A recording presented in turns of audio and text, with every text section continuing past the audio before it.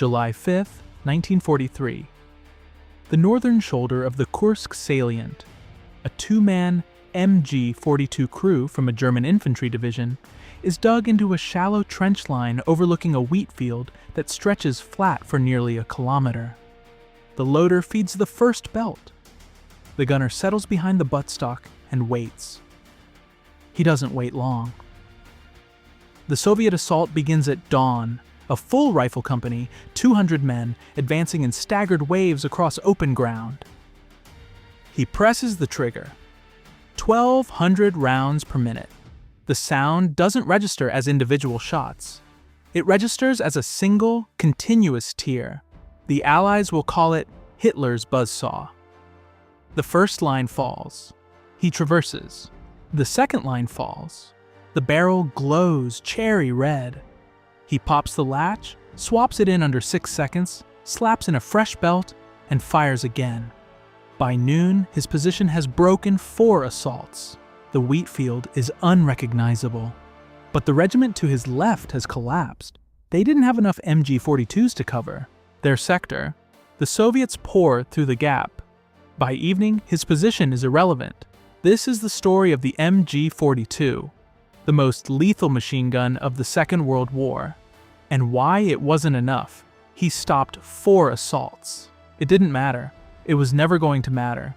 If you're interested in how wars are actually decided by logistics, math, weapons, and doctrine, subscribe now, turn on notifications, and stay tuned for more in-depth World War II analysis. Let's continue. In October 1937, a metalworking firm called Grossfuss, a company that had never made weapons before, submitted design proposals to the Wehrmacht. The submission featured a recoil-operated roller locking mechanism and stamped steel components requiring 75 man-hours per weapon, half what the MG-34 demanded. Production cost? 250 Reichsmarks versus 327 for its predecessor. The philosophy was radical by German standards. Stamped steel and spot welding replaced the MG-34's milled receiver. Even simplified, the MG-42 remained a precision instrument, tolerances tighter than anything the Soviets or Americans attempted. The specifications spoke for themselves. Rate of fire, 1,200 rounds per minute. The fastest firing single-barrel machine gun of the war. Barrel change, under 6 seconds, no tools required. Weight, 11.6 kilograms. Overall length, 1,220 millimeters with a 533 millimeter barrel. Nothing the Allies fielded came close. The Soviet DP-28 fired 550 rounds per minute from a 47-round pan magazine. The MG-42 more than doubled that rate from 250-round belts. The Browning M1919, A4, fired 500 rounds per minute and required a barrel change procedure taking over a minute. The SG-43 Goryunov was rugged but weighed 13.8 kilograms, and its wheeled mount added another 27. The MG-42 on its Lafette 42 tripod weighed 20.5 kilograms total. Still mobile by a 2-man crew. U.S. Army intelligence designated it the most dangerous infantry weapon in the European theater. After Normandy, American units reported a single MG-42 could pin an entire platoon. Soviet reports acknowledged its rate of fire as psychologically devastating. Troops went to ground and refused to advance even when the gun was firing high. German infantry doctrine made the weapon's dominance structural. The Wehrmacht organized the entire 10-man squad around a single machine gun as the primary killing instrument. The Riflemen existed to protect it, feed it, and move it. 6 men carried the bulk of 1,800 rounds distributed across the squad. This inverted the standard model. Riflemen didn't have a machine gun. The machine gun had riflemen. On paper, the MG-42 was the finest machine gun ever built. Paper doesn't stop a Soviet rifle division. The Gruppe Doctrine assumed short, decisive campaigns. France fell in 6 weeks, Poland in 5. In these wars, ammunition consumption was manageable, barrel wear sustainable, and replacements arrived before losses accumulated. An MG-42 gunner received extensive training, range estimation, traverse techniques, beaten zone calculation, barrel discipline. The man mattered as much as the machine. Then came Barbarossa, front width, 2,900 kilometers, supply lines stretching to 1,600 kilometers by December 1941. The MG-42 consumed 7.92 times 57mm Mauser ammunition at rates that staggered logistics planners. A single sustained engagement could burn through 3,000 to 5,000 rounds.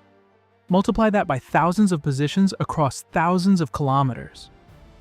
Each squad's tactical radius shrank to the distance ammunition bearers could haul belts forward under fire.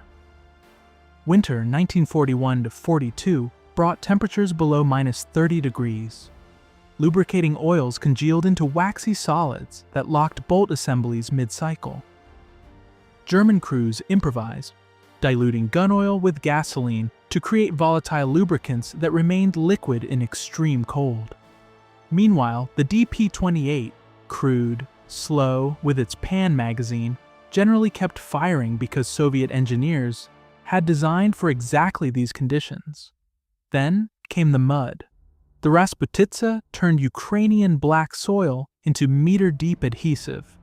The MG-42's tighter tolerances became vulnerabilities when liquid mud penetrated the receiver. Soviet weapons, with simpler gas piston operation and greater component clearances, generally tolerated it better. The mathematics began to fail. German infantry regiments started the invasion with 70 to 80 machine guns per regiment. By late 1942, attrition had reduced strength to 50 to 60%. Sectors with 35 guns where Doctrine demanded 70. The weapons still worked. The front it had to cover was growing. The guns available to cover it were shrinking. German Doctrine assumed wars lasted weeks. The Eastern Front would consume 4 years and 3 million German lives. Total wartime production reached over 400,000 MG-42s, each built in roughly 75 man-hours. The Soviets produced over 1 million machine guns, DP-28s, SG-43s, DSHKs, and PM-1910s Maxims. Combined, the DP-28 was deliberately designed for unskilled labor. Soviet factories behind the Urals churned out weapons on 3-shift cycles, with largely female and adolescent workforces. Workers who didn't need watchmakers' hands because the designs didn't require them. The MG-42 was Germany's attempt at simplification, successful by German standards, but simplified German engineering was still complex by Soviet standards. There was no German equivalent of the Soviet philosophy. A weapon that works 90% as well but can be built in half the time is the better weapon. Barrel production was the bottleneck. At 1,200 rounds per minute, barrel life meant just minutes of continuous fire before accuracy degraded. Each gun needed multiple spares. By 1944, chrome shortages degraded barrel linings. Barrels wore faster. Replacements arrived slower. The Schweinfurt raids compounded everything. 3 plants there supplied over half of Germany's ball bearing production, and the MG-42's roller-locked mechanism depended on precision bearings. 2 major raids in August and October 1943 significantly reduced output for months. By late 1944, bearing shortages forced wider manufacturing tolerances, and frontline units reported increased stoppages.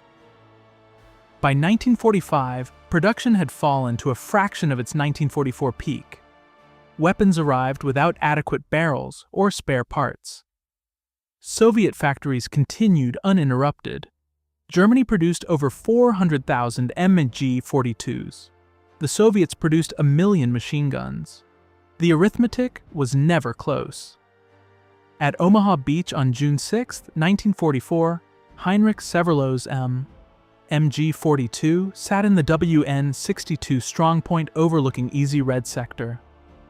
Spare barrels within arm's reach, ammunition cases arranged for continuous feed, unobstructed fields of fire across the beach. The weapon performed exactly as designed.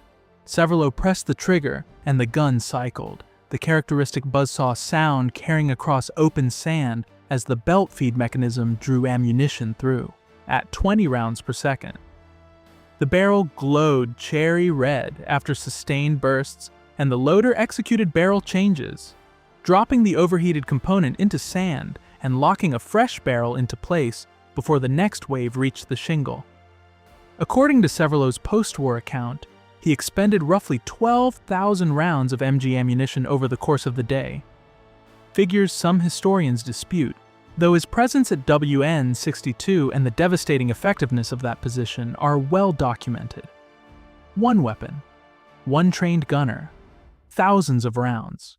American casualties in the sector were catastrophic. WN-62 fell on June 7th. The Americans came back with more men, more ships, more of everything. A tactical success measuring zero strategic significance against forces capable of absorbing 2,500 Omaha Beach casualties and continuing without pause. At the Seelow Heights on April 16, 1945, the last offensive line before Berlin, MG-42 positions overlooked the Oder floodplain as Zhukov threw over 1 million men at the position. The guns fired until chrome-depleted barrels degraded and metal began to fuse. The veterans who could swap barrels in 6 seconds were mostly dead. The teenagers replacing them, Hitlerjugend, Volkssturm, days of training, couldn't place rounds where they needed to go. Barrel changes took far longer with untrained hands, sometimes burned hands because the asbestos mitts had run out. Zhukov didn't break through. He went around. Soviet armor rolled past isolated strongpoints, firing into empty ground toward the Reich Chancellery. The weapon still worked. Everything around it had already failed. Between 1942 and 1945, Germany produced over 400,000 MG-42s. It spent approximately 75 man-hours and 250 Reichsmarks on each one. Every unit was a precision instrument, reliable, devastating, feared by every army that faced it. The Soviets spent those same years producing over 1 million machine guns that were heavier, slower, cruder, and effective enough. They spent fewer hours per weapon. They used simpler steel. They trained their gunners in weeks, not months, and they buried the MG-42 under sheer, unanswerable volume. After the war, Soviet engineers disassembled captured MG-42s. Their conclusion was consistent: outstanding design, superb performance, but impractical to produce in the numbers a continental war demands. The Bundeswehr agreed and kept it, rechambered it for NATO, called it the MG-3. As of 2024, MG-42 descendants remain in active service with more than a dozen armies worldwide. But history doesn't grade on design. It grades on outcome. And the outcome was this: Germany built the finest machine gun of the Second World War. The Soviet Union built enough machine guns to make it irrelevant. The 20th century learned which approach wins wars. The answer was never quality. The answer was always arithmetic. If you enjoyed this story, hit subscribe for more World War II historical deep dives every week. Thanks for watching.